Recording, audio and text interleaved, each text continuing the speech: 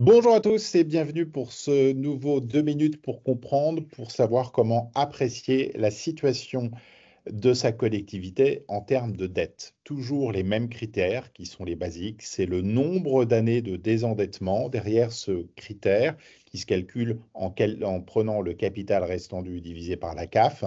Eh bien, c'est le fait d'identifier la capacité de la commune à faire face à son emprunt. Il est clair que si on a 1 million d'emprunts à titre personnel et qu'on a 5 000 € de revenus par mois ou si on a 20 000 € par mois, eh bien, on ne remboursera pas de la même façon. C'est ce critère, cette idée qu'il y a derrière ce ratio qui s'exprime en nombre d'années et idéalement, il faut être inférieur à 8 ans. Attention pour les collectivités qui sont des syndicats avec des cycles d'investissement qui sont longs, comme l'eau et l'investissement. On peut avoir là, du coup, d'un nombre d'années de désendettement qui est entre 15 et 20 ans, voire légèrement plus. Le deuxième critère important, c'est la consommation de la CAF brute par les remboursements d'emprunts.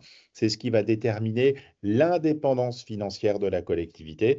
Pourquoi? Parce que c'est ce qui va rester en termes de CAF net et donc qui va permettre de l'autofinancement. Idéalement, ce ratio doit être inférieur à 50 voire 60%. Attention, si ce taux est faible, ce n'est pas forcément signe de bonne santé, ou en tout cas, il faudra veiller à certaines choses parce que ça veut dire qu'on n'a pas forcément étalé les financements en fonction de la durée de vie des investissements. Et puis, dans le cadre des nouveaux recours à l'emprunt, eh bien, on peut être tenté d'aller jusqu'à 8 ans, par exemple, de désendettement et d'avoir un plateau, comme on voit ici. Et ça peut être délicat à gérer dans le temps parce qu'on se coupe toute possibilité d'emprunt sur la durée de ce plateau. Et puis, bien apprécier ces éléments dans le temps.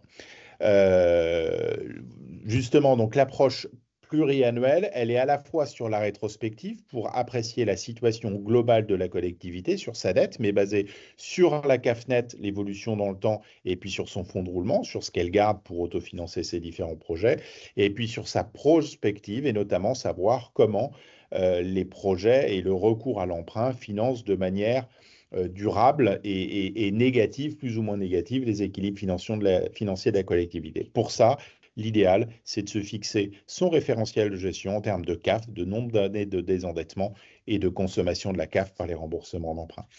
On voit que tout est basé sur la CAF, donc faire très attention parce qu'en ce moment, on sait qu'elle se tasse avec les contraintes et puis le contexte économique.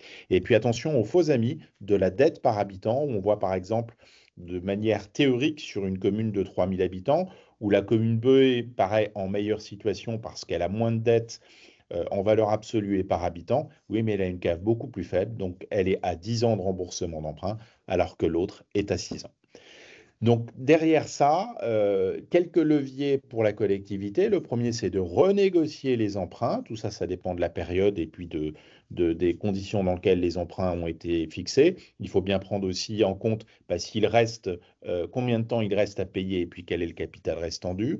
De bien négocier ces nouveaux emprunts parce que seulement 10 points d'écart, entre guillemets, sur un emprunt d'1 million sur 20 ans, ça représente tout de suite des intérêts de l'ordre de 13 000 €, et puis voir éventuellement, en fonction du rythme de remboursement de vos emprunts, s'il n'y a pas une opportunité de renégocier, de rééchelonner sa dette pour gagner en CAF net.